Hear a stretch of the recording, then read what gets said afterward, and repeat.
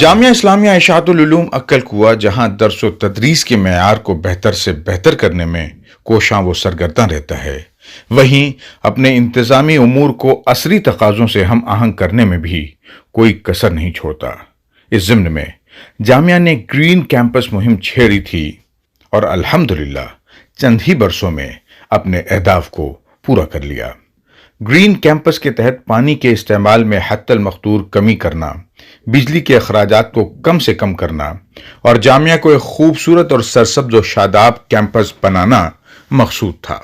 بانی جامعہ حضرت مولانا غلام محمد وستانوی نے اس سلسلے کے ماہرین کی ایک ٹیم ترتیب دی اور محض 3.5 برسوں میں وہ کامیابی حاصل کی جس کی نظیر ملنا مشکل ہے۔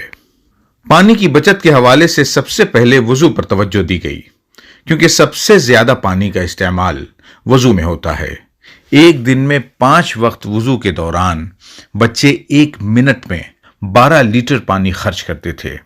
اس میں تخفیف کے لیے ایک خاص قسم کا نوزل بنایا گیا جس کو نلوں میں فٹ کر دینے سے 1 منٹ میں محض 2.5 سے 3 لیٹر پانی خرچ کر کے وضو کیا جا سکتا ہے۔ یہاں تقریباً 75 سے 80% پانی کی بچت ہوتی ہے۔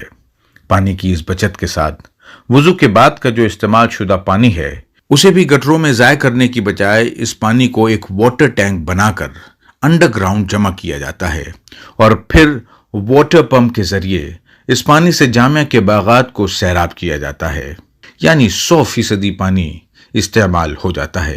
سب سے زیادہ پانی وضو کے اندر جاتا تھا، جہاں 1 منٹ کے اندر بچے وضو کرتے وقت 12 لیٹر پانی استعمال کرتے تھے، جس کے لیے ہم نے ایک نوزل بنایا جامعہ کے لیے خاص طور پہ، اور وہ نوزل استعمال کرنے کے بعد میں 1 منٹ کے اندر ابھی ہمیں 2.5 سے 3 لیٹر پانی ملتا ہے۔ وضو کرنے کے لیے جب 12 لیٹر بچے استعمال کرتے ہیں تب بھی 1 منٹ ہی لگتا ہے، اور 2.5 سے 3 لیٹر پانی استعمال کرتے تب بھی 1 ہی منٹ لگتا ہے۔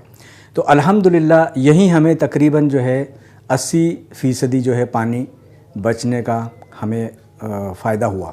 جامعہ میں کئی مساجد ہیں اور صرف ایک ہی مسجد سے روزانہ 25,000 لیٹر پانی حاصل ہو جاتا ہے۔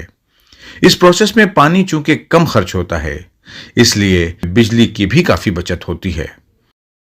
دوسرا پروگرام اس ضمن میں رین واٹر ہارویسٹنگ کا تھا، یعنی بارش کے پانی کو گٹروں میں ضائع کرنے سے بہتر